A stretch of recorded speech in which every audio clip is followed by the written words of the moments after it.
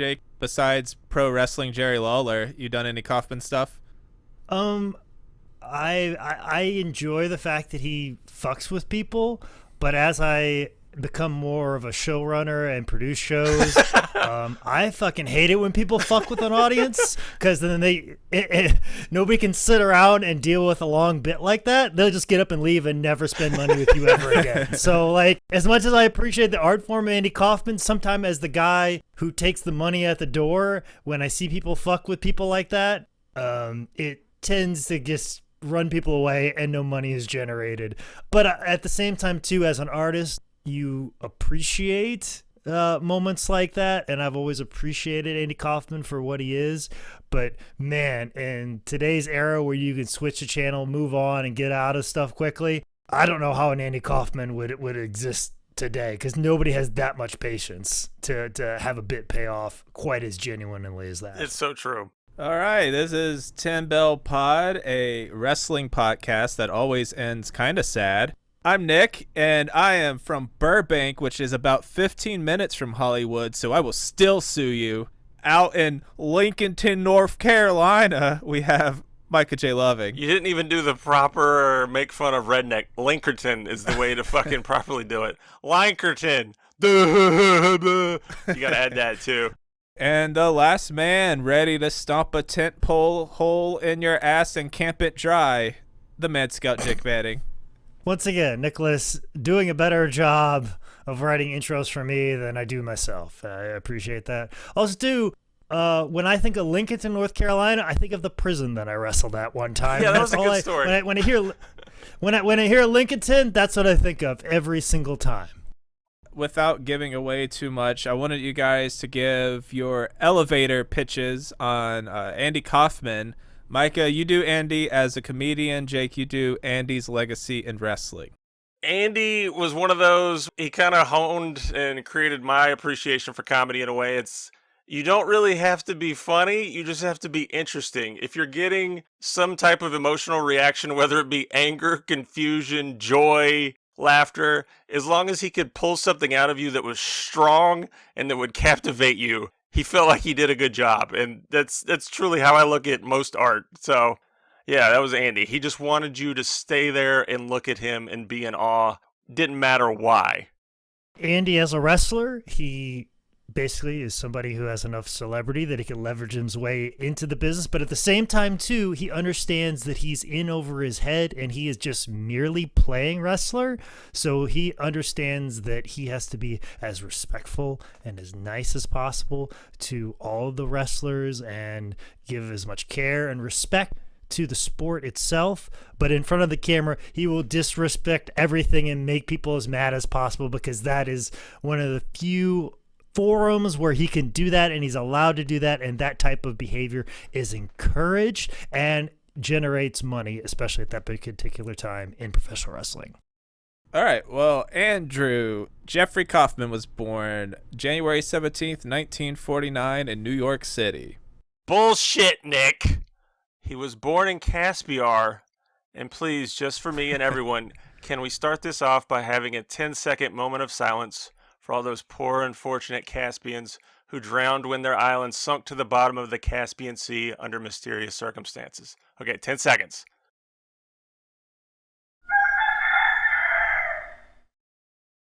So Andy was the oldest of 3 children growing up in Great Neck, Long Island, New York. It was an upper middle class upbringing, as his mother Janice was a former fashion model turned stay-at-home mom, and his father Stanley Robert Kaufman was a jewelry salesman. Andy was a painfully shy kid growing up, but he found an outlet in performing. He'd lock himself in his room all day, putting on shows and pretending that there was a camera in his wall, not much different than all these psychopaths who are trying to do stand-up on Zoom. Yeah.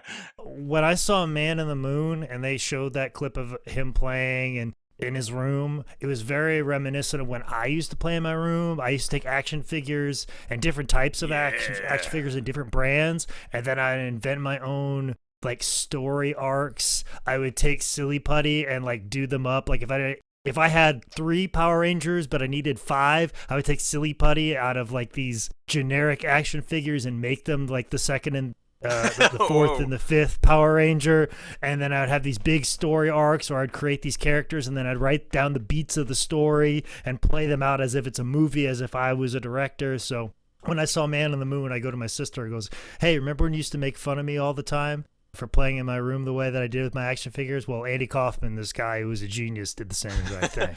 My basic setup was I would get like 16 figures, and I would set up like a March Madness tournament style where you'd have matchups and rankings and everything, and then you'd build to the championship of the two most badass action figures. Nick? I did something similar. I had a fuck ton of wrestling action figures, and I would keep some ongoing stories. I had an Edge action figure that I didn't like, and an Al Snow, and they were my job guys, Edge and Al Snow. Andy would also begin performing live at a very young age, playing records and cartoons and trying to do jokes at children's birthday parties at just 9 years old. Andy also loved a few more normal things growing up. He liked Mighty Mouse, he developed a deep love for Elvis Presley, and he loved pro wrestling, 3 things that would influence Andy's life and career in one way or the other. And even at the age of 8, at Madison Square Garden, he got to see Buddy Rogers lose the world title to Bruno Sammartino. And Andy said that being there live, seeing the crowd reactions, hearing the cheers, the boos, the frenzy all the people were whipped into, was something that Andy would spend the rest of his life chasing and trying to recreate. And it was that day he decided he wanted to be a pro wrestler. Also, one fun thing I saw, Andy hated going to summer camp, which I'm in total agreement with. Fuck summer camp. I love summer camp, I hate it. And of course I'm an Eagle Scout. Scout camp was pretty awesome. I was just trying to like make all the merit badges, and then one summer I got more than enough merit badges, and they didn't offer the merit badges I needed, so I spent the entire week getting certified to be a lifeguard. So I thought summer camp was pretty fun. Wow, that was a good kayfabe story. Don't know whether to believe it. Determined to be a performer of some kind, Andy kept writing and honing his act. By high school, Andy was in a bit of a fringe group. He never really cared about things like grades or being the popular kid. Instead, he dove into weed, booze, and acid. Yeah. And he apparently also did some amateur wrestling. Again, something we're going to see come up very soon.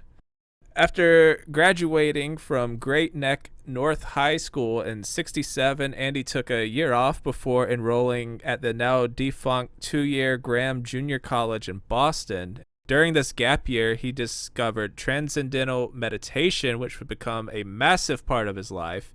And I think this let him focus, gave him a sense of peace, and allowed him to give some direction to this chaotic artistic energy he had. Have you guys ever tried transcendental? I haven't. I'm surprised Nick has, since he lives in California. Yeah, I have. Be all over it now. I've read David Lynch, the crazy-ass filmmaker. He has a book that he just vouches for it hardcore, and he has an entire book dedicated to transcendental meditation. That reading it really made me want to try it.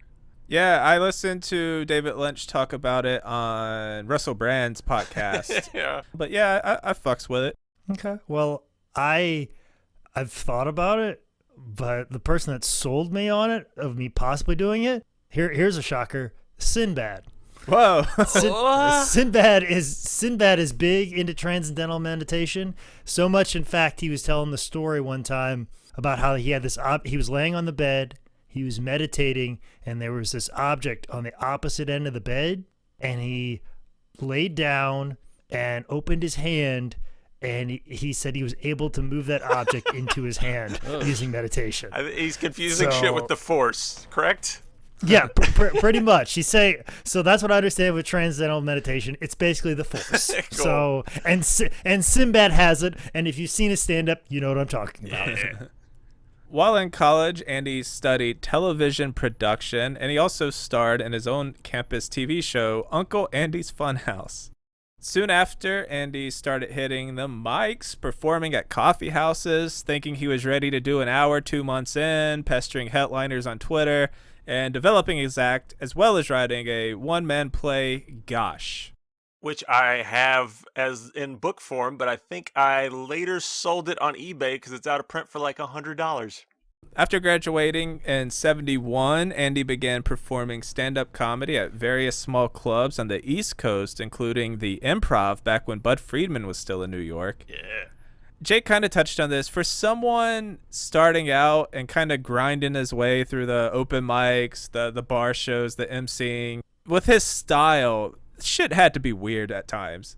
Yeah, like you always see that guy at an open mic and, you know, you hear somebody's jokes like 30 different times, but they got to work on it, and they're your friend, you listen to it, you laugh when they need to, and it's this. But then there's like that weird guy that is always on the verge of pissing management off so much that this mic won't ever happen again, or like make somebody mad who's actually like buying drinks and food and they're never going to come back again, and then this mic doesn't exist anymore. But as a comedian, you appreciate the wild swings that they're doing, and you appreciate them trying something different every time you try going off. But then sometimes if they're trying the similar bit and you've seen that bit before, that's got to be excruciating as well. So it's just high risk, high reward type comedy that you appreciate as a performer, but someone who is a club owner, it's gotta be nerve-wracking. Like, oh no,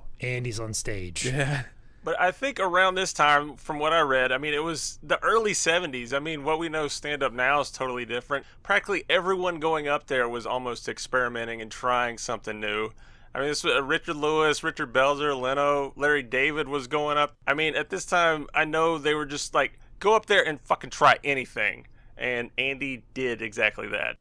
And Andy would eventually make his way out to L.A. and become a staple at the Comedy Store. And the Comedy Store is, or at least was, the place to make it if you were a stand-up comedian. Like, once you become a regular at the store, you're gonna make it. It's just a matter of when. And just to name a few people from Andy's time at the store, some of his peers: Robin Williams, Richard Pryor, Jay Leno, David Letterman, and that's leaving out tons of people. So let's quickly get into a few highlights of Andy's comedy career. I want to hear what you guys think. Before we do that, let's take time to pause for a track by Normal Dennis, Jebediah Get Down, here on 103.5 The Mark.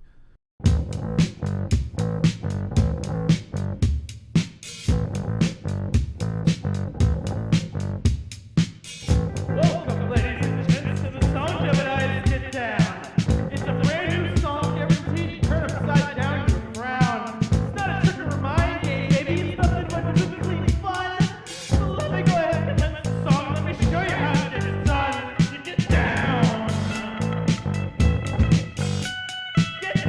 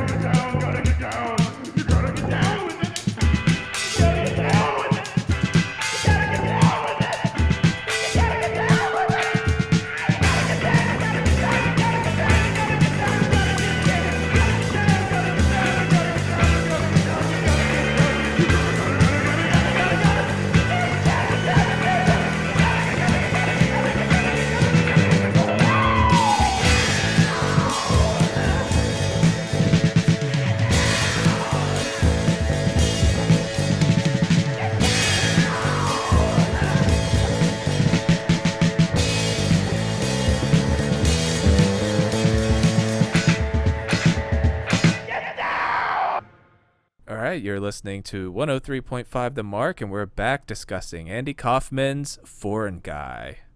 One of Andy's first great bits, I guess, characters was the Foreign Man, and Kaufman would use the Foreign Man accent in nightclubs in the early 70s. It was this character that started to get Kaufman a little heat, getting him into the improv. And it's more or less like an anti-humor bit where he'd purposely do a bad imitation of famous people while staying in character as the Foreign Man, a meek, high-pitched, heavy accented voice, claiming to be a man from Caspiar, a fictional island in the Caspian Sea. It was more or less a setup to get to a bigger bit, normally his Elvis Presley impersonation, something he had been practicing since he was a kid, and it's not as much of an impression as it is Andy literally becoming Elvis Presley before your eyes. It's insane.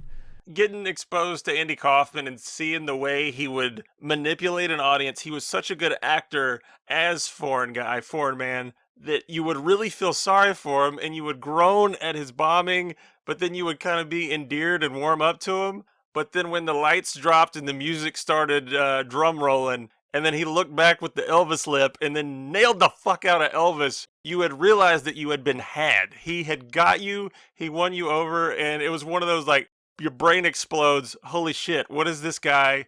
Who is this guy? Man, that was amazing. And Elvis Presley's favorite impersonator of himself was Andy fucking Kaufman. That tells you how good he was at it. If anything, the setup before of him doing Foreign Man and doing so poorly at the impersonations was probably the thing that enhanced the Elvis Presley impersonation. Totally. Or if he just came out and did the Presley, it doesn't mean as much. But much like in pro wrestling, the finish, the end, you're building to that. You're working to that, much like every great storytelling aspect. You're building to the end. This is all a setup, and also to committing to what you're doing in the moment to build to this specific moment. Much like anything in joke telling, if you know you got a little bit longer setup, but you know you got this dynamite punchline that works every time, you have a bit more confidence. You can have a little more fun. You can have some fun with the setup because you know at the end you're going to stick the landing right here. Much like in a pro wrestling match. Like, hey, we can mess a few things up in the beginning when we're feeling out because we know we got this hot finish in the end and we know we're going to nail it. So all the principles apply. Jake nailed it. It's just simple storytelling done perfectly. Andy understood context and how to build up and create the context needed for one little moment or one little joke to hit so fucking hard to make it something special that not many people understood context and how to control it as much as Andy. It was almost like he was a great misdirection joke writer, like someone like a Emo Phillips or Anthony Jeselnik. But instead of doing it with words, he built like this entire world in front of you where the misdirection would be this giant physical bit, and then he would tag it with the "thank you very much." Yeah. So it's like masterful joke writing and physical comedy like smashed together with like props and music. I mean, it was just watch the Johnny Carson segment. Andy would also use his Foreign Man as part of the first ever season of Saturday Night Live, but it was the Foreign Man character that landed Andy a spot on ABC sitcom Taxi as Laca Gravis, appearing on 79 of the 114 episodes from 1978 to 83. I remember watching this at my grandma's apartment when I was a kid. I'd assume it was reruns, since this was before I was born. I was way too young to get it, but I remember liking it, specifically because of Laca. But I mean, fucking Danny DeVito, Andy, Tony Danza. I mean, did you guys Christopher Lloyd? Yeah. Did you guys ever get into Taxi? Yeah. Jake's like, you left out Christopher Lloyd, you motherfucker. That's the first person I think of in Taxi. Like, I've built my whole life off that character. Like, disheveled, wearing denim. That's how I'm going to be in the next 3 months. Andy dislikes sitcoms and their scripted nature, but Andy's manager, George Shapiro, convinced him that it would be a quick route to stardom. He'd make good, steady money, and then he could put all that into his own act. And George Shapiro is a fucking beast on his own right. Not only did he work with Andy, he worked with Jerry Seinfeld and was a producer on Seinfeld. Oh, damn, I didn't know that. Well, Shapiro, great, understood the business. Like, hey, you get that fuck money, and then you can do whatever you want. But you got to make this. You got to make that fuck money first. True. You got to make all of it, and then like you could tell people fuck off all you want, and then do what you want to do. You do your big blockbuster, then you do your art film, then the bullshit back and forth. Yeah. To show off how just fucking talented Andy was on a show that he wasn't even passionate about. Not only did he crush it, Kaufman was nominated for a Golden Globe Award and Best Supporting Actor in a Series in 79 and 81. Just whatever. I'll just get nominated for awards for this fucking gig I hate. And it would have been the shortest acceptance speech in the history of ever. Thank you very much. That'd been it. All right, and then we get to Tony fucking Clifton. I guess Tony is kind of a hack lounge singer, insult comic who would open for Andy Kaufman at clubs. Sometimes it was Andy performing as Clifton. Sometimes it was his brother Michael, but it was usually Andy's right-hand man, Bob Zamuda. I love the way that Zamuda explains how Andy came up with Tony. And it's basically, he talks about how, like, people go to the movies and they see villains on the screen. Or, like, with Andy, which I'm sure it's so much transition from pro wrestling, you have bad guy wrestlers. So why can't you have a villain on stage with the crowd? Why is it acceptable in this one avenue of art, but it's not okay when there's live people around in front of you? You're just like, I want to create a villain, and this is who this motherfucker is. Yeah, Clifton was a fucking psychopath. This just popped in my head when you started talking about Tony Clifton. I forgot this happened in one of the New Orleans WrestleCons back before like I was going to be in the 10-man tag man versus women intergender match. Originally, there wasn't a spot for me on the WrestleCon show, but there was this idea thrown around because Joey was going to dress up like Andy Kaufman and wrestle Jerry the King Lawler. Holy shit. And there was discussion, and this idea was thrown around and batted around. It never landed. But the thought process was that you're going to have Joey come out as Andy Kaufman, and then they threw around the idea of me coming out as Tony Clifton and insulting everybody on a live microphone and just taking a punch from Jerry Lawler dressed up like Tony Clifton. So there was discussion that I was going to second Joey Ryan as Tony Clifton while he's dressed as Andy Kaufman. Like there was actual I was working on the impersonation. I was writing jokes, but it never got to the point that I had to buy a leisure suit. Please, whenever this is all fucking over, you guys have to do that because that would be incredible. And then you get somebody else to shave their head, get the same body hair as you, mustache, and come out dressed up like Jake and do the Man Scout shit versus Tony Clifton and everybody else as well. You got to take it an extra level with Kaufman shit. So people at first had no clue if Clifton and Andy were or weren't the same person. So Andy, after accepting the role on Taxi, insisted that Clifton be hired as a guest role on the show.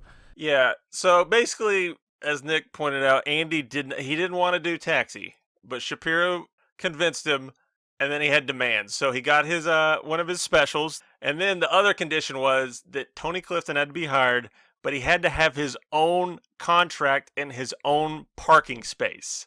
And the story goes that Clifton lasted, in the movie, it makes it seem like it was one day, but in reality it was about 2 or 3 days.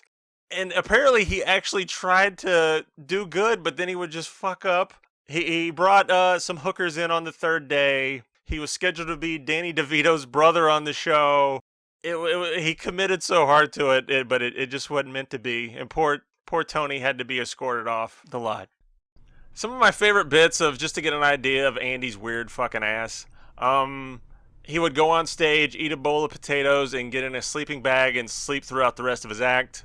He would go on stage and eat an entire bowl of ice cream and then have a tape recorder that he hit play on that had audience reactions laughing and cheering for him while he did it, which killed at the Improv. His Great Gatsby bit, he would wash his clothes in a washing machine, do his laundry on stage. This is my absolute favorite. This one didn't talked about too much, but this is fucking genius. Okay. Andy would show movies on his show sometimes, and there's a infamous film, Birth of a Nation, Kind of tells the whole story of Civil War up to 1917. Racist as shit. D.W. Griffith's famous movie. But there's a scene that recreates Abraham Lincoln's assassination. And Andy would tell this 100% straight. He would tell a story how this pioneering filmmaker had one of the first film cameras, and he had set it up at Ford's Theater to record the play.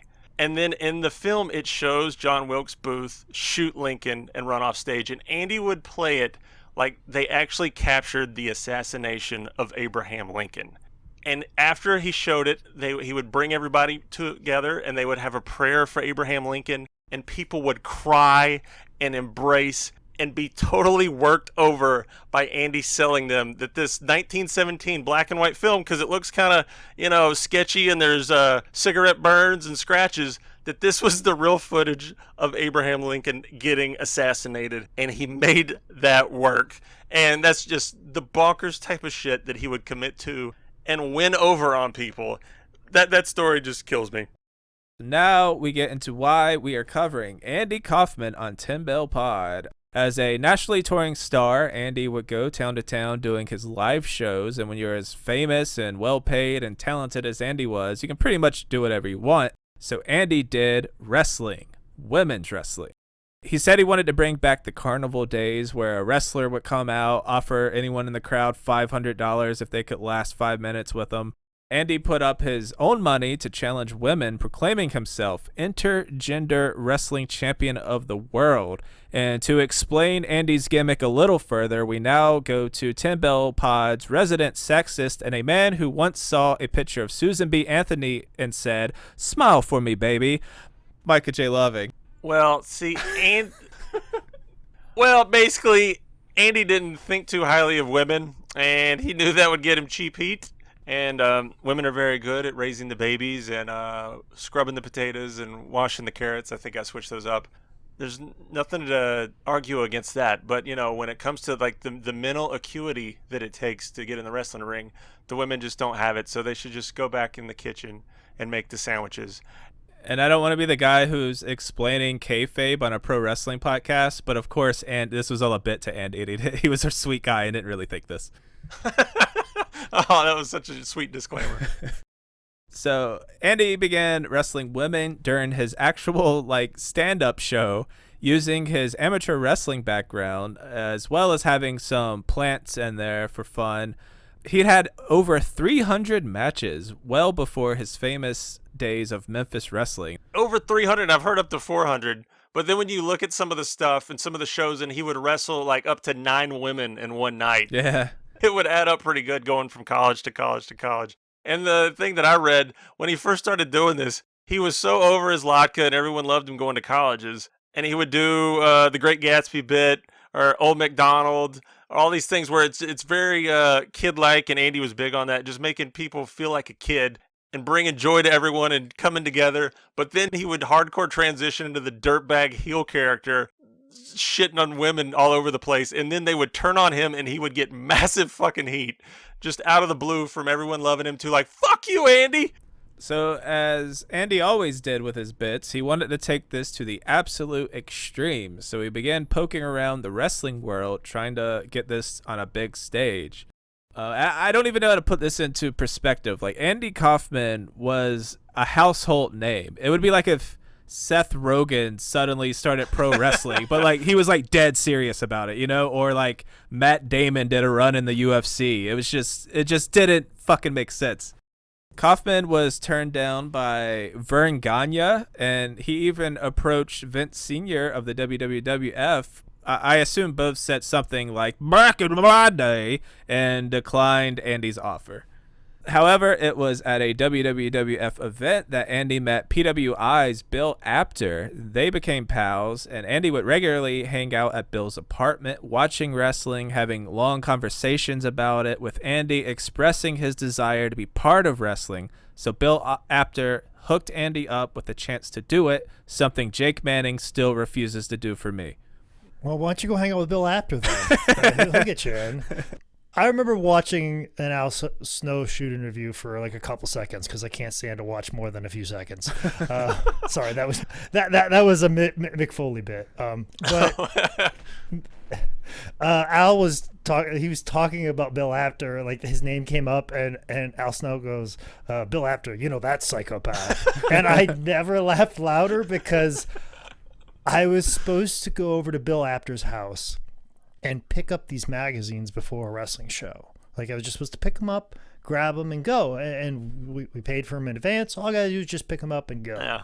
And I've picked up multiple things that we've bought online from people's houses and over the years, or dropped stuff off, and it's never taken more than 5-10 minutes.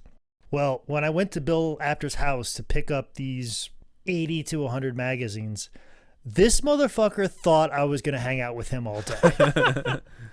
He had stuff planned. He had an itinerary. Whoa. He was throwing like slides to show me. He was doing impersonations. He showed me his home karaoke setup. He just took us for like, let me show you this and let me do this. And I'm just like, I have a show to go to. Like, and also, better too, I have a life to get back to, Bill. Like, but I'm sure Andy loved every bit of it and loved hanging out with him. And I can't imagine Bill Apter has been any different over his entire life. And if you've hung out with Bill Apter for more than 5 minutes, you've probably heard at least 3 impersonations before you get to the 5-minute mark. That's just how Bill is. I'm sure those two doing impersonations back and forth. Can you imagine those two, Bill doing a Dusty Rhodes impersonation and Andy doing his Elvis Presley impersonation back and forth? Man. Like, that's probably what they did, is they hung out and did impersonations of famous people the whole time. I would be down as fuck to hang out with Bill Apter. You call me up, Bill.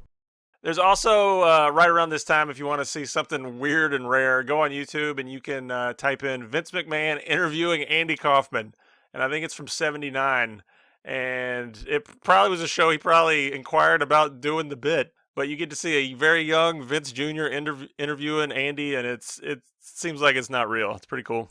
Hello, WWF fans. This is Vince McMahon, and I'm putting on a voice that makes you think I'm actually human and a regular ring announcer, when deep down inside, I'm a crazy, insane billionaire. Just haven't made $1 billion yet, but don't worry, I'll be a massive piece of shit, and I will make a guy who's had leukemia travel through a pandemic just to be down so he can win a championship belt, to make me happy and ensure that my streaming service and all the big TV contracts that I make, so I can keep piling up money and piling up money. My goal is to make so much money that I can stand on top of it, look out above everybody in Florida, and flip off Dana White as he gets kicked out of Florida, because I am the one that made professional wrestling essential in Florida. Vince McMahon, you're so stupid.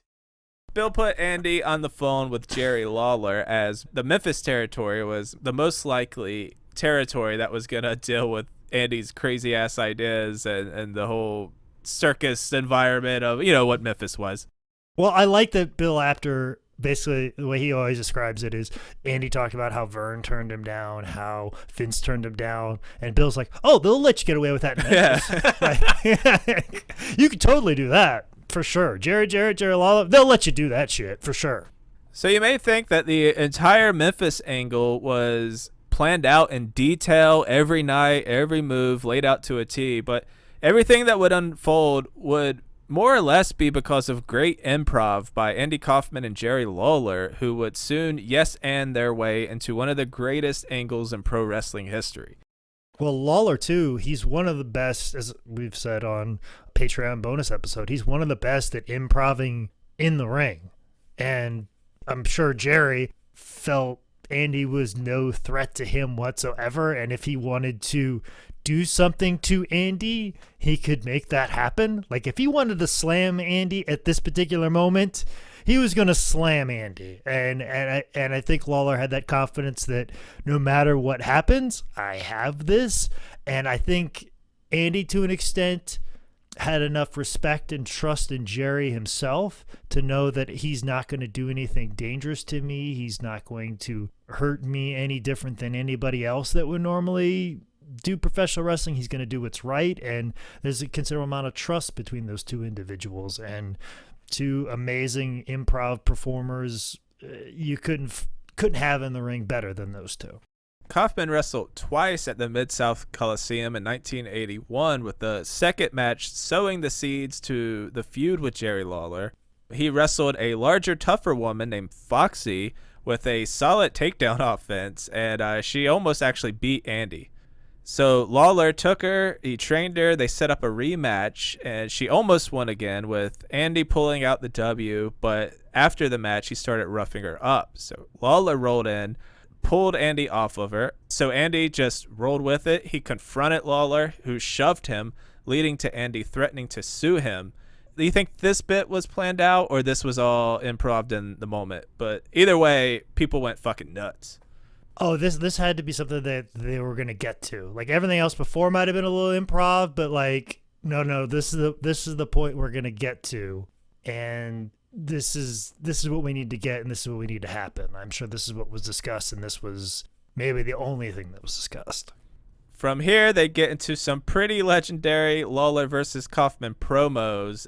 I will just throw this out here right now. Andy Kaufman was the greatest heel in territory wrestling history. Change my mind. Wait. You can't change my mind because it's fucking truth. There's one delivery he has where he says, "I'm from Hollywood." And it is the most arrogant fucking delivery I've heard from a heel in almost ever. And it also plays upon something that was very prevalent, especially in the Memphis territory. The Memphis territory, at the time that Andy was there, was gaining a lot of steam, and some would argue that Andy was the reason that it gained as much steam as it did. Late 82 to 84 was really a big heyday for Memphis. And, Andy was in and around at about that time and really kind of kicked it off a little bit in that period as well. And there's a bit of, even though they were selling out every night, like people still look down on their nose at Memphis, obviously, because Bill Apter's like, oh yeah, they'll let you get away with your dumb shit, like where like Vern and Vince, they're like, nope, this is the way wrestling is done, and we're this and we're that, and we're one of the big leagues, and we're not going to have that happen, where Memphis would let anything fly. But everybody in that Memphis area is like, no, our wrestling is better than Vince McMahon's wrestling. But much in the same sense that there's still that sentiment today in the Carolinas. They're like, oh, Jim Crockett Promotions was far better than what Vince Jr. was putting out. There is that sentiment, and that very much existed in Memphis. And of course, Memphis being, not Chicago, not New York, not LA. You don't think that was shoved down their throats a lot, even to an extent that it was considered the Memphis territory, not Nashville, where they might get a little bit more respect. Like even Nashville saying we're bigger and better than Memphis was. So it was like this small city, and they always felt like they always had a chip on their shoulder to an extent. And the idea of somebody from Hollywood coming into this rural type city, much in the same sense that Charlotte was at the time, looking down their nose at them, it's really no different. And there's that attitude and that bias towards people in Hollywood. You want to wrestle me? You want to wrestle me, Memphis style?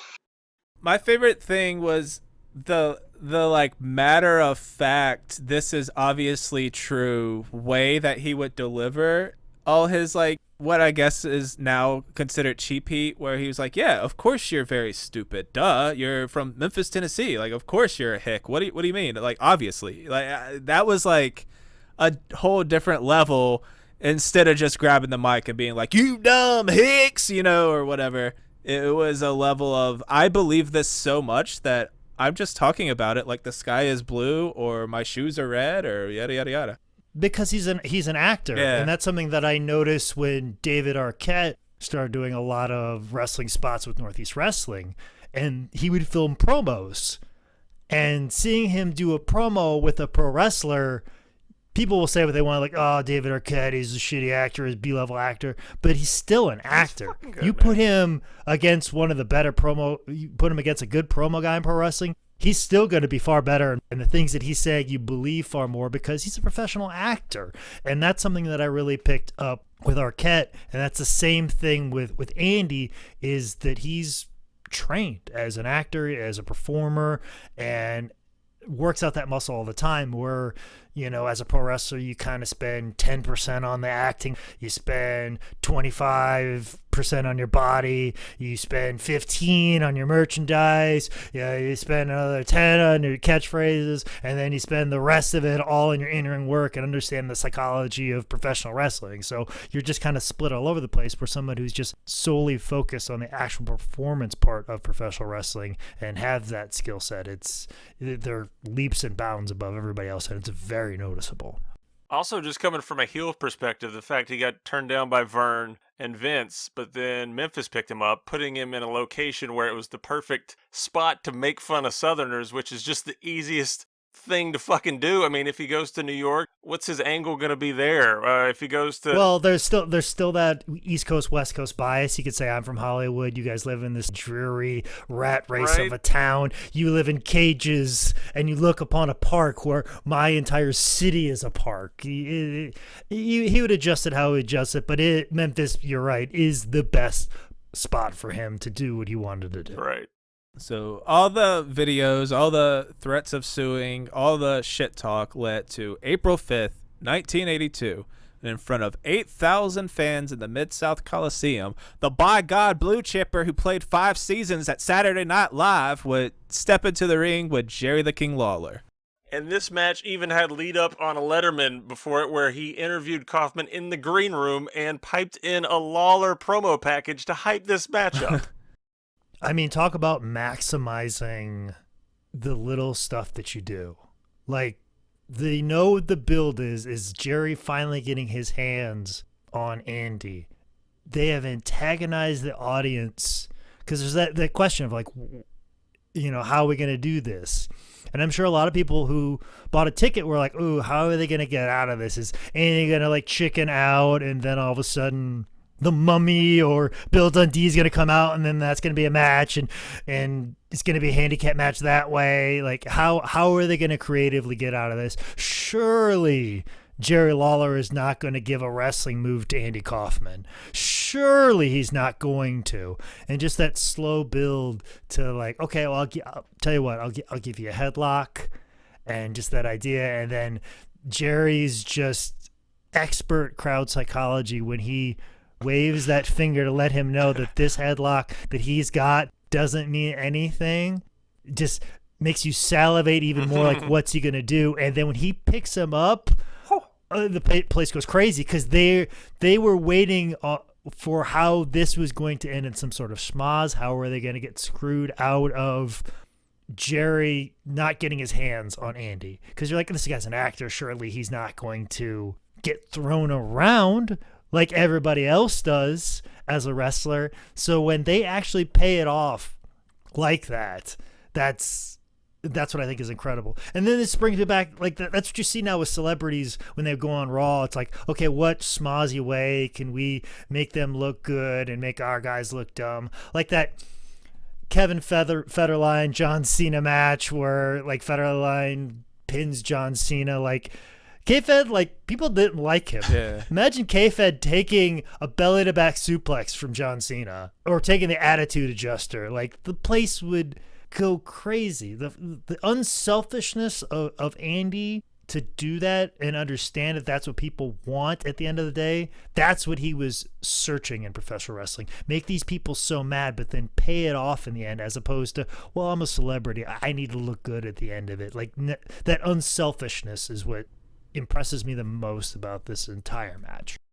You think in the history of pro wrestling, there has ever been a bigger response for a side suplex? Like, all this build up, all the promos led to this one perfect moment where all he did was pick him up, and the crowd brains exploded like it was Punk running off with the belt at the end of Money in the Bank, and it was just, he did a very basic move to him, and it just shows, like, I think Andy and Jerry's work to building this moment without ever stepping in the ring. They didn't think they were going to see that. That's the thing, is they saw something they didn't expect or think they were going to do, and that's just the brilliance of it. And to people who haven't seen it, the bump that he takes, he takes a back suplex, but he lands on his neck and his head. It's like a backdrop driver from Dr. Death Steve Williams in like All Japan in the 90s or something. It crumples him up. It is nasty as fuck. So Andy gets hit with a suplex, and then Jerry picks him up, hits him with a pile driver, which was a banned move in Memphis at the time because that gives Andy Kaufman a DQ win over Jerry Lawler. Jerry then hits him with another pile driver, and Kaufman's selling is great. He does, it's like professional level selling. He fucking gets it, and then he's wheeled out on a stretcher, rushed off in an ambulance. Lawler tells the story that Andy's out on the mat and he won't get up. The ref tells him to get up, he won't get up, and then Andy tells them to get him an ambulance. And then Lawler has to tell him through the ref that you're going to have to pay for it and it's going to be $250. And then they do the whole stretcher ambulance act. And part of me, Lawler was telling this story, it almost seemed too good to be true. Jake, do you think that's something that could happen like that? Or the whole ambulance bit, that'd have to be planned, right? Or... No, that seems very plausible. I'm sure the Mid-South Coliseum required you to have an ambulance there, but I'm sure it was more of a situation of, well, if you use this ambulance, it costs $500. So I'm sure there's multiple times where Bill Dundee like hurt himself and was like, no, I'll drive myself. I'm not gonna pay $500 to take me in an ambulance. Or like, oh, I gotta make another town. Sorry, I gotta go here. Like, no, I gotta make a show tomorrow. So. So I'm sure they were required to have it there and probably paid him $25 an hour, but an actual ride to a hospital probably cost some money, and they were very reluctant to ever use that. But I'm sure the building required him to be there at least. So I don't think I think it was definitely something in the moment and definitely showed Andy's commitment to the whole bit. The cut from the ambulance shot of it leaving the arena to Andy in bed with like a medical chin strap, and he's sitting there and he just goes, I always thought wrestling wasn't real, but apparently I guess this one is. It's just, it's perfect in protecting the business. And hey, that's what got, ABC news coverage and newspapers all around the country to report like Andy got seriously injured by Jerry Lawler. The levels that he would go through to protect kayfabe and pro wrestling were like, he's like an old timer from like the 40s who's like still selling a like nagging knee injury or something, like. And the thing is, too, is Jerry Lawler's talked about this, that promoters across the country were calling Jerry, sending letters to him, thanking him for sticking up for wrestling and beating up this Hollywood actor and breaking his neck for real to protect the business. And what he did was good. So they worked everybody. The guys that were the promoters and setting up all the angles, they got worked in the end too. Like that's how well this was done, that even people inside the business, deep inside the business, believed it. Andy would show up back in Memphis wearing a neck brace, cutting a live promo saying that he's leaving Memphis and he's never coming back, to a massive pop. But Andy would be back, but not before he and Jerry went on the David Letterman show.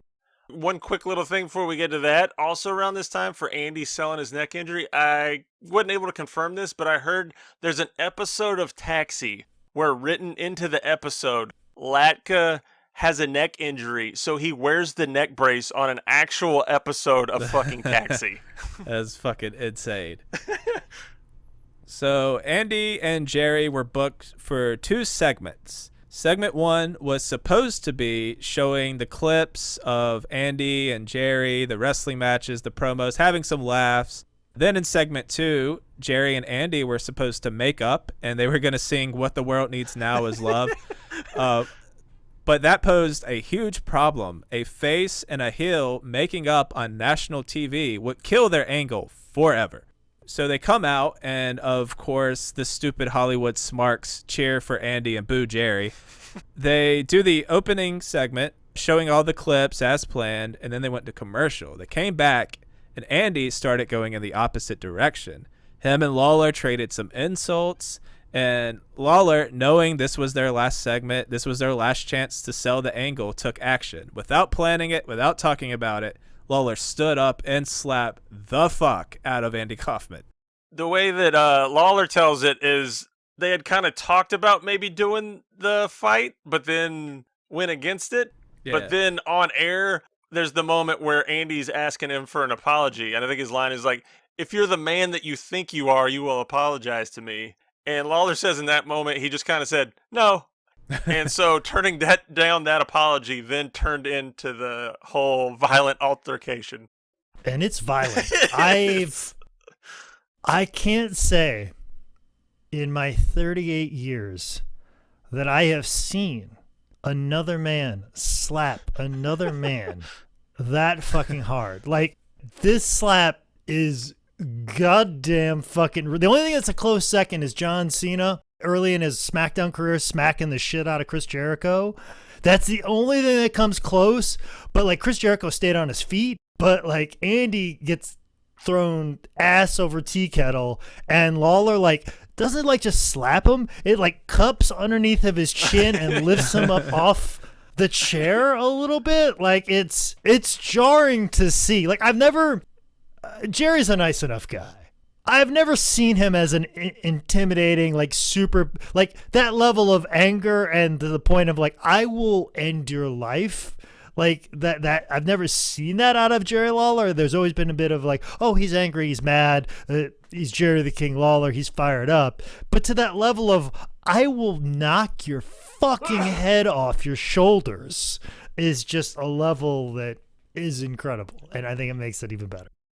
After the slap, Jerry goes back to his dressing room, kind of expecting to get arrested because Andy's not going to stop and be like, no, he was just kidding, you know. To his surprise, an intern comes back and asks Jerry if he wanted to do a third segment where Jerry comes out and explains the situation. That's when we get Andy's tirade of swearing live on the David Letterman show. So security escorts Jerry off set after that because Andy had to call the police in this situation. Lawler didn't hear anything from Andy or Letterman's people. That night, show aired. They bleeped it out. They showed everything, and we got the continuation to this amazing feud. And one of the best little details is they don't bleep Andy out. Every time he cusses, they do like a cuckoo. They do a cuckoo clock type thing to just show how bananas Andy is. And also what made it seem so real to everybody else is that Andy would never cuss in real life, rarely at all. And if you listen to the uncensored one, Andy's just motherfucking asshole, bullshit, fucking everything. So Lawler even talks about how in the moment, the slap and everything was a work. But when Andy started cussing and he was so committed and he was so angry, for a second, Lawler was like, oh shit, is he going to sue me? Doing the cuckoo bird beeps instead of regular beeps is the most David Letterman thing ever. So in January of '83, we get an escalation in the feud. Lawler was taking on Nick Bockwinkel for the world's title when a masked Jimmy Hart interfered, or so we thought. An unmasked Jimmy runs out, again distracting Lawler, getting him rolled up for the loss. Then they take off the mask to reveal Andy Kaufman. From what I gathered, Jimmy Hart had just been wronged like people get wronged in wrestling and hated Lawler. And they just kind of joined up to, you know, two people screwing over Lawler was better than one. There's always this deep hatred, Jimmy Hart versus Jerry Lawler, because Jimmy managed Jerry.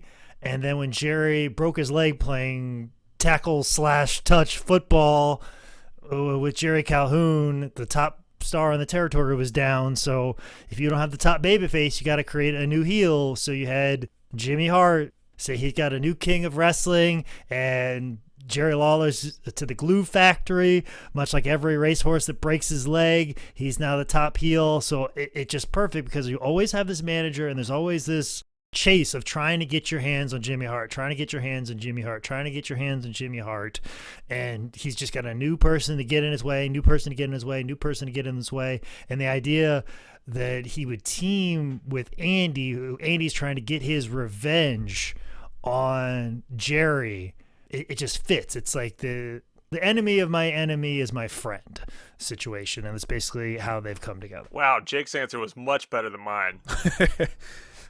With Jimmy Hart in his corner, Andy and Lawler would continue to trade promos, building up a match May 2nd, 1983, where Andy would face Jerry again, this time in a handicap match, with Andy bringing along the Colossus of Death, who was Duke Myers, who had a solid career in the NWA as well as Stampede Wrestling. Oh, and Duke Myers, super fucking awesome dude. Met him at Cauliflower Alley. Oh. Awesome, just cool guy, great insight. Would fuck with you a little bit like the old timers would, but it was kind of like a playful thing. Like, I'll never forget. We were wrestling, we were doing our stuff, and because we're young kids, we're doing all kinds of stuff. Tilt-a-whirls and hurricanranas and crossbodies off the top, just a bunch of stuff that was blowing the old timers' minds. And Duke pulled me and some of the other high spots interns over, and he goes, "Oh, I see you kids like to do all those high spots." He goes, "But I bet you kids don't know how to do a flying toe hold." What? And I'm like, "What's it?" And he goes, "Yeah, flying toe hold. I invented the move." And he goes, "I'll show you right now how to do it." And we're like, "What's this old man going to do?" And he goes, "Here, we don't even get the ring to show you." I said, "Stand over here." So we stood right in front of Duke, and Duke looked right at us and put his toe right on our toe, and then started flapping his wings, flapping his hands like he had wings. And I go, "See, flying toe hold." Awesome dude. Duke Myers, solid fucking dude. Yeah, that joke deserves some claps. That was awesome. So Colossus pretty much sells everything from Jerry before Jerry makes a big comeback. It's very similar to the time I wrestled Zane Riley, as Zane Riley actually involves me in pro wrestling, Jake. Nick, do you want me to read the opening note that I have on this match? Colossus selling everything and lumbering around like he's fucking Frankenstein. Is that you, Nick? Oh, yeah. Great minds, blah, blah, blah, blah, blah. So Kaufman would sneak in and kick Jerry in the ass when he was in a headlock. It was so fun. It's just so brilliant. He finally got his hands on him. And then, Lawler takes the upper hand and, as they said, beats the stew out of him. Colossus makes his comeback and tags in Andy, who slaps a beaten down Jerry Lawler until Andy misses a big knee, pushing Colossus into the ropes, getting him hung up Andre the Giant style. Lawler beats down Andy until Jimmy Hart gets Colossus untangled. Andy rolls to the floor while the Colossus of Death gets pile driven. Takes a pile driver. So Andy's 2-0 now. Yeah, Andy's 2-0. So after that, we get that famous, scathing, angry Andy Kaufman promo that gets shown so often. Oh, I'm gonna sue you. You're not gonna be able to eat, Lawler. Yeah. Then Andy would come back that summer for a few matches, and I think a lot of these don't have footage to them. There is all from the weekend, July 4th through July 7th, a bunch of handicap matches. Andy and Jimmy Hart beat Jerry. Andy and Rick Link beat Jerry. Jerry beats Andy and Ken Patera. Andy and Rick Link beat Jerry again, and then Jerry beats Andy and Ken Patera again. I assume these are off TV, just work some matches, get some house money. Well, the story is basically Andy had an open door policy with Memphis. As much publicity as they got and as much good business as he was doing for them, he basically asked, like, can I just come back whenever I want, whenever I got like free time, a break in my shooting schedule, break in doing whatever, can I just show up? And they're like, absolutely. So sometimes some of these matches, they were just like spot shows and house shows that they were just running, and they would be like, okay, this is what the matches are going to be, yada, yada, yada. And then Andy would walk through the door, and they'd have to go, oh shit, we have to change the whole card now because Andy's here. So it was a lot of times like that where they would be like, Andy would just appear and he'd be in Memphis, and he found out they had a show in town X, and he would just show up, and they were like, oh, well, we have to do something. We have to get you on the card. You have to do something.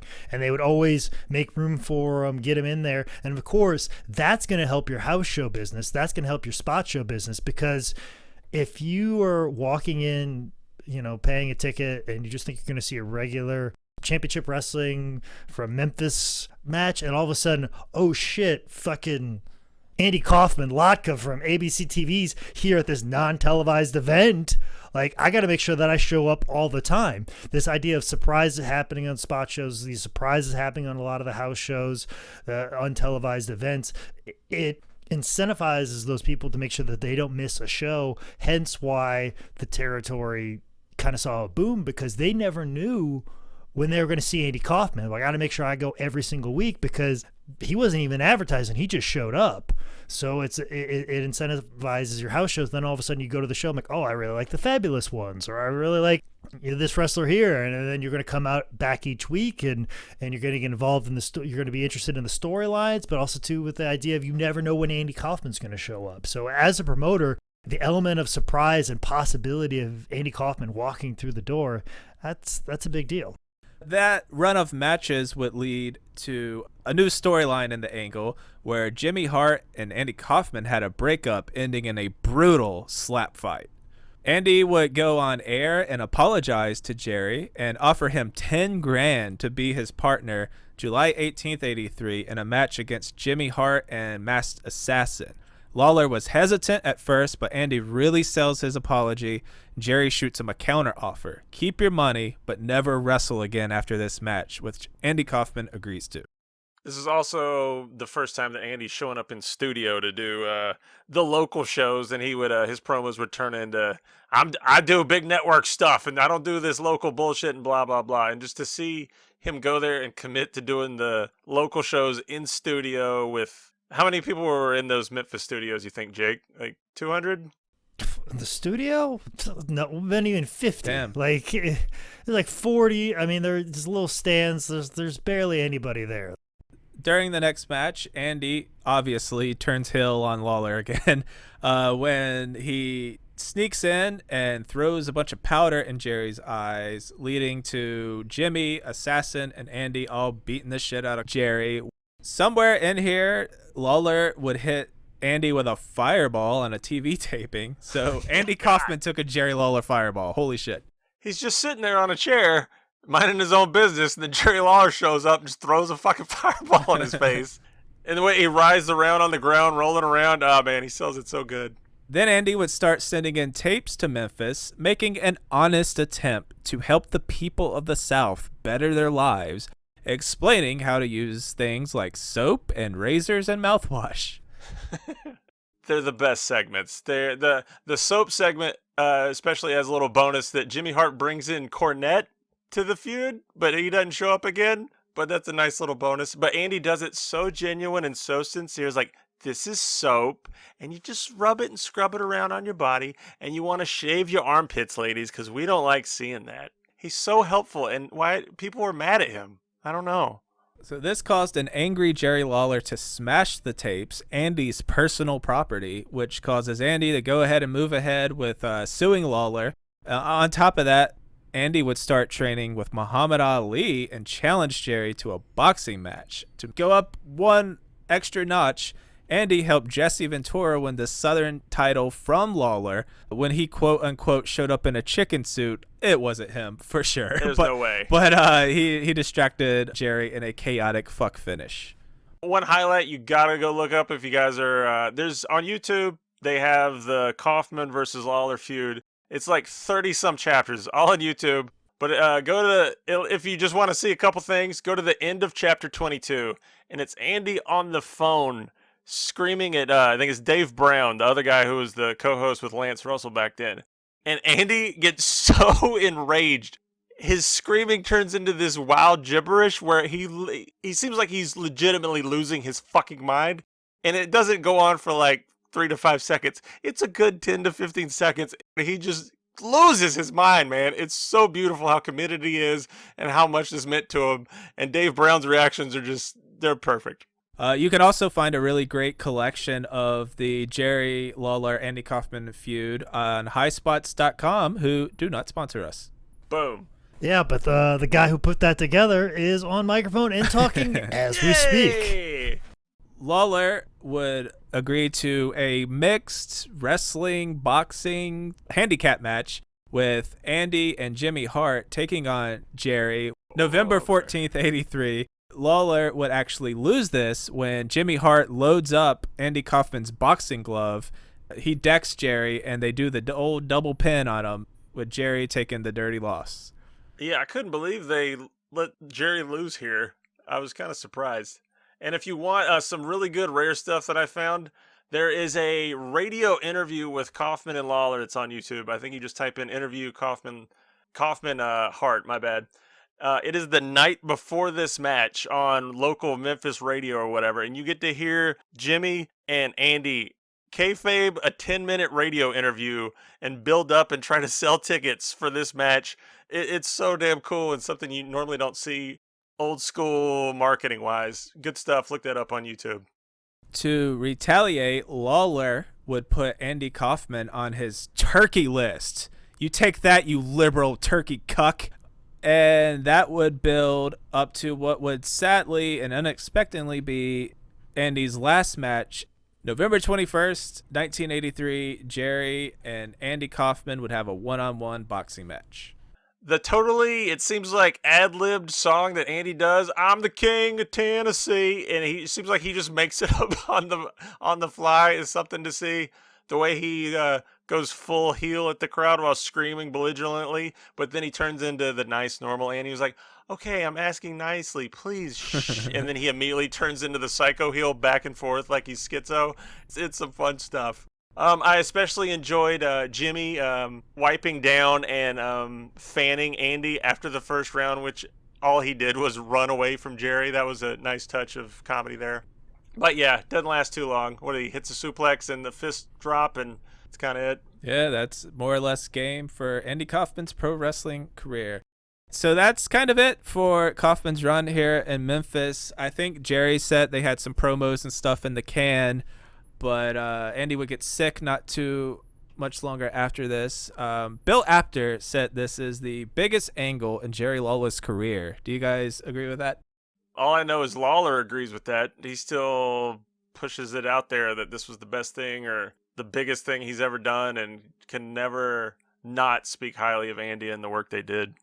Yeah, and that's the thing, too. When they got Lawler in to do the movie with Jim Carrey, Man on a Moon, the whole time Jim Carrey was fucking with Jerry and thought that Andy actually hated Jerry because he didn't know the behind the scenes. He didn't do enough research to realize that that wasn't the case and they were actually playing parts. Like, he just thought that Andy always was fucking with Jerry and he was always pulling that out of Jerry. And Jerry famously pulled Jim Carrey aside one day and said, "Hey, I know you're doing some sort of meta method thing, but I just want to let you know that in real life, Andy was actually a nice guy to me. So maybe you should probably start doing that if you want to be all method about being Andy Kaufman." See, I could see Carrey just thinking, like, well, most of the scenes are wrestling scenes, so I'm going to method our relationship as heel versus face, so I'm just going to be a total psycho to him. So in that way, it makes total sense to me.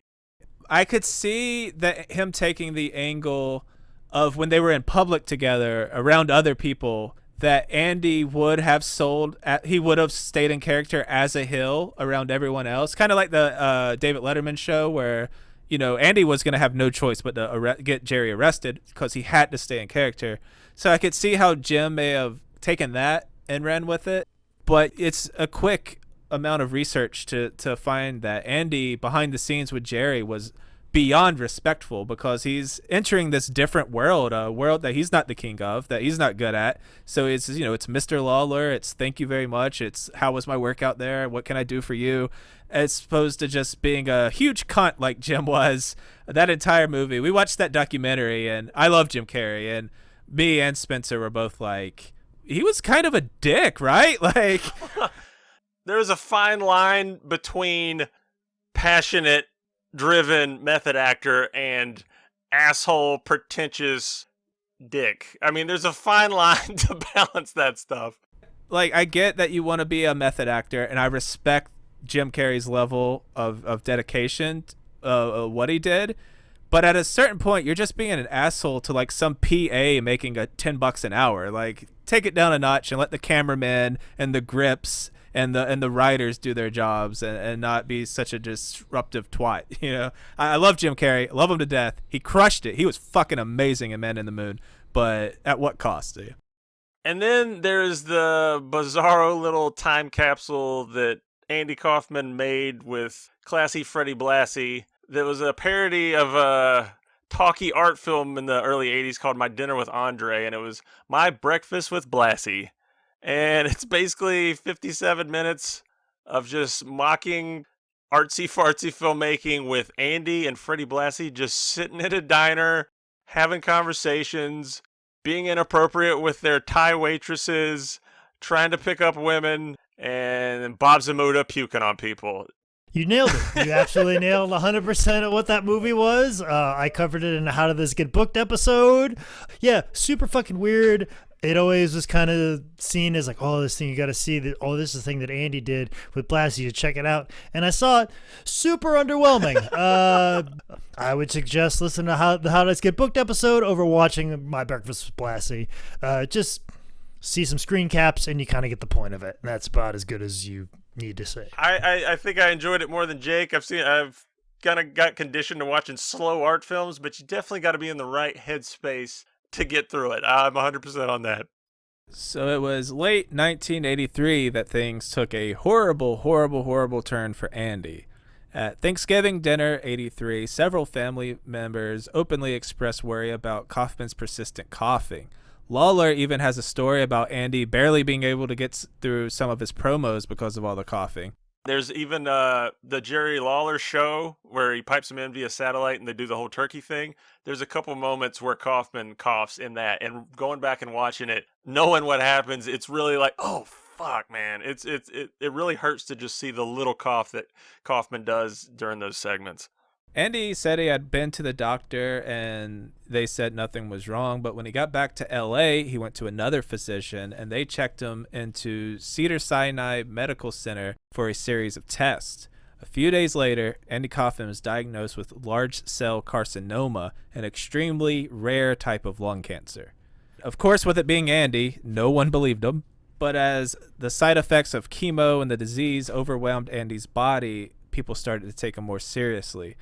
With all the traditional medicine not working, Andy hoped to cure the illness with natural medicine, with a clean diet of fruits and vegetables. He was just throwing everything at the wall, seeing if anything would stick, but the cancer spread from his lungs to his brain. His final public appearance would be at the premiere of My Breakfast with Blassie, March of '84, where he appeared very thin, rocking a mohawk as the radiation treatments had caused his hair to fall out. The following day, him and his girlfriend and the sister of the director of Breakfast with Blassie, Lynn Margulis, flew to the Philippines as a just last-ditch effort to get Kaufman some help, where he was put through a procedure which they called psychic surgery. Nothing worked, and sadly, Andy Kaufman died at Cedars-Sinai's Medical Center in Los Angeles, May 16th, 1984, at the absurdly way too young age of 35. You know who else died at Cedars-Sinai Medical Center in Los Angeles due to lung cancer?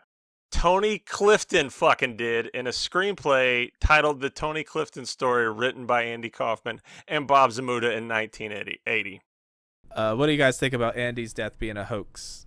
It's one of those things that I can't really say for sure, because he would be the one to fake his own death, but then never have the punchline at the end. Yeah. He would just, I'm gone. But they talk about like the evidence more. There's a really good documentary called The Death of Andy Kaufman. It's on Amazon Prime. It's like $2. It's really even-handed. It lays out all the evidence and then it backs it up with ways you can easily dispute it. But it's good info. TMZ got his death certificate, which TMZ will fucking like dig up his goddamn body and be like, look, fucking retweet this. Here's a dead body. And to add to the conspiracy stuff, there's also, I think it was around 2013 at the Gotham Comedy Club, Michael Kaufman, Andy's brother, was on stage. I forget, it was just kind of an Andy commemorative show. And a young woman comes up on stage who claims to be Andy Kaufman's daughter and saying that he's still alive. He's watching the show right now. It's another one of those weird, surreal things where you're like, it could be true because this is Andy Kaufman, or it's just people prolonging his spirit and his love to fuck with people's heads in reality. It's some pretty cool footage to look up for sure. All right, final thoughts on Andy Kaufman. Of all the celebrities that have come through professional wrestling over the years, Andy Kaufman has to be number one because he understood what wrestling was and is, kind of. It's not so much this anymore, but the idea of you have a good guy, bad guy, you make the people mad, the good guy comes in and beats up the bad guy. That's, for me, how I think pro wrestling operates the best, and Andy understood that. He came in with as much respect as possible. I want to believe that he understood his own fame and recognized that his fame could help wrestlers or a promotion get some traction, get some notoriety, some national attention. He may not have recognized that, but when that started happening, I think he felt very happy that it did. I think he probably, if he was alive today, which he might be, would tell you that he loves the fact that Jerry the King Lawler got some notoriety. His career gained momentum after working with him, as opposed to it being a detriment. I think that at the end of the day, I think the fact that Andy came into professional wrestling made it a little bit better, made it a little bit more interesting for a short period of time, I think would put a big smile on his face and exceed anything that he ever thought was going to get out of it, where it was probably more like a vanity project or something he always wanted to do, but he ended up making it better than when he found it. Andy is the most fearless comedian of all time, hands down. There are funnier comedians, there are better comedians, but Andy Kaufman did not give a fuck. Like, he had none of that in him. Genius, brilliant, trend-setting, mold-breaking, all things attached to his name and all things he 100% deserves. He was just a master. I love people who shake up an art form, whether it's wrestling, whether it's music, whether it's comedy. People say, no, you have to do, this is comedy. It's set up punchline. It's set up punchline. It's story with a big punchline at the end. It's whatever. And Andy came in and was like, no, this is what comedy is. And he took it to just this whole new level. It's like crazy to see someone that fucking brilliant. And, there are people who kind of carry this on, I think, in their own styles. You see, like, the world that Emo Phillips builds, Bobcat Goldthwait being such an extreme character. John Doerr does these fucking brilliant outside of the box bits that are part physical, part cerebral, just genius. I highly recommend looking up John Doerr on Conan, any of his Conan sets. But Andy's commitments to bits is just unparalleled. Just the fact that to this day, people don't know for sure that Andy Kaufman isn't going to pop out of a box somewhere and be like, haha, gotcha, means that he won. He's a genius.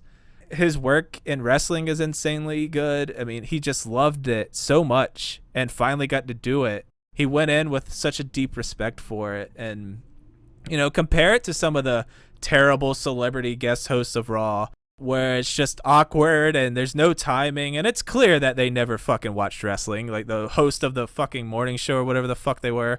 Andy's mic work was god tier. The emotion he conjured was untouchable. Obviously, he wasn't a great in-ring worker, as he only had like a tad of amateur wrestling, but I think if he would have stuck with it, he would have committed to that too and got real good at it. I mean, just the way he was able to get all that heat out of a crowd, it's maybe a little cheap heatish, but again, he was doing this in like 82, 83. Like, he was running with the style at the time. And man, there's no way to sum him up. I do want to tell this really quick weird story about Jerry Lawler, though. I worked at WrestleCon in Orlando with Jake, and I specifically brought my women's wrestling champion yellow shirt, and I wore it to WrestleCon. At the time, at least, it wasn't like that popular of a shirt. Jerry Lawler walks into the convention, right, at like 7:45 a.m., whenever before it starts. He looks at me dead in the eyes, and I was like, huh? Completely just fucking no-sold it and walked to his table. I was like, nothing, Jerry? Not even like a smirk? Nothing? He's like, mate, he looked dead at me and was like, yeah, whatever. And just fucking walked off. That's fuck you, Jerry. Okay, so one of Andy Kaufman's most famous bits is The Great Gatsby.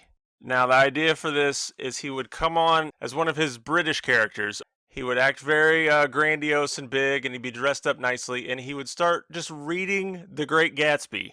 He would read the book. You think the bit was going to end, but he read it until people quit laughing out of confusion, and they started booing and yelling at him. And eventually he'd be like, okay, okay, okay.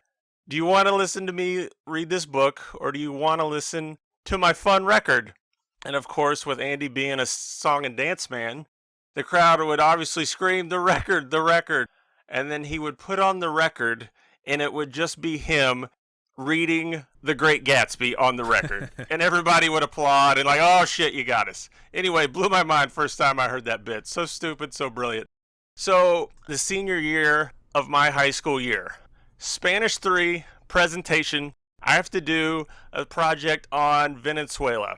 And I had to get up in front of the class, and we had to do a whole fun, end of year presentation. I went up there and started reading all these boring, mundane facts about Venezuela. Hugo Chavez was the president at the time. I nailed the droning voice, and then I was like, well, do you want to listen to me read more boring facts, or do you want to listen to the super happy fun tape? And then dumbass Micah played the tape of me just reading more facts to the class. And I know you're going to think it's bullshit, but I got the biggest laugh, and right then I knew that's how big of a fucking mark I was for Andy Kaufman.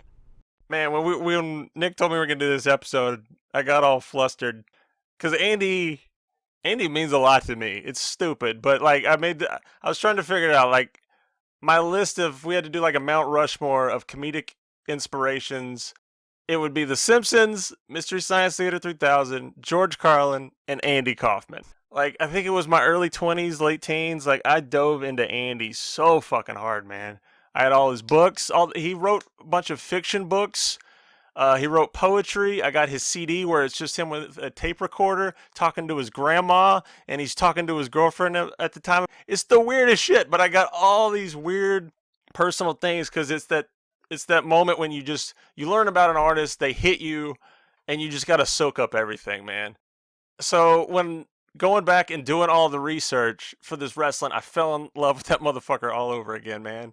There's those moments that just, like in one of his first big promos when he's yelling about Memphis, Tennessee, and then he brings in the very large woman, and then he takes her down into a headlock and smashes her head into the ground, and then Bob Zamuda has to come over there and pull Andy off, and he's like, oh, she's not going to sue me, she's poor. And just all these moments, Andy's doing promos while selling a hurt jaw after Lawler supposedly punched him with something loaded. I was like, man, I remember why I love this motherfucker so much, and it's not just something that I have vague recollections about. So doing this episode was just kind of coming back to me as learning about crazy art and comedy, and it meant so much, man. Watch the Orson Welles interview on YouTube. That's bizarre. Watch it's called The Real Andy Kaufman on YouTube. It's the most I've ever seen Andy be Andy, and it's just him shooting the shit with a dude. It's amazing. Watching all this stuff, it's so obvious why Andy loved pro wrestling. Why he enjoyed that. Because his entire act, everything on Letterman, the way he did stuff on stage was pro wrestling. The crowd were the marks. He was in kayfabe the entire fucking time. He was just working that angle for all it could be worked. He had a gimmick. He had different gimmicks, but he worked each gimmick to the very nth degree. Andy just wanted you to feel something, man. When it comes down to it, like Nick said, no matter the art form, Andy kind of taught me that as long as an art form is getting something strong out of you, maybe you don't exactly like it or would recommend it, but it makes you think about something. It'll connect some emotion to yourself or help you grow in a way. And Andy it didn't matter. He wanted you to laugh and then be pissed off, but then bring you back and make you happy, which is kind of what great comedy does. And I love the art that he did because it was mad, it was driven, and it was memorable, man. And I fucking love that dude so much. I'm going to read the final page of the Tony Clifton story that Andy Kaufman and Bob Zamuda wrote in 1980. They embrace. Kaufman smiles tenderly at Tony, who winks back. As the spectacular musical number comes to a close, Tony and the entire cast break into the Clifton strut. Tony looks into the camera and speaks. I just want to say one last thing, if I may. If I made just one person happy, it's all been worth it. Thank you, and good night. All right, that is Andy Kaufman. Thank you guys for listening. Hope you're still doing okay out there during all this shit. Let's see. Thank you so much to everyone donating to our Patreon over at patreon.com/TimBellPod. We had one new person before we recorded this, Jake. Yes, big thank you to Ryan Martell. I can't thank you enough for jumping on the Patreon. I actually, as we're recording this, I'll send out your High Spot surprise before High Spots closes forever. So, like I said, there's different tiers to the Patreon, but thank you so much, Ryan, for jumping on board. I can't thank you enough. You've been a big supporter of me and PWX, so I'm glad that you're a big supporter of us over here at 10 Bell Pod. And I want to shout out for Ryan, too. Check out Martell the God, which is his hip-hop name, and also check out Martell's Movie Madness, which he's me and Ryan have bonded. He comes to Viz Art Video, where I used to work, but he come to a lot of our movie nights, and we bonded over horror movies and weird shit and pro wrestling. And Martell's Movie Madness, he's got a podcast, YouTube stuff. Check that out, too. Ryan's good people. All right. Well, find us at timbellpod.com. Find us on social media at timbellpod. You guys got anything before we leave? All right, I'd love to get him back, but I'm not going to come back because I don't want to get myself sued, so I'll just see him in court, pal. I will see him in court, and get to you, and get shot, and I will stay shot, and I will know you, and I will see you, and I will see you in court, and I will see Lawler in court, and you're not going to listen to me. You understand me? You understand me? You understand me? Andy, we're going to have to take a break. Let's take a break right now.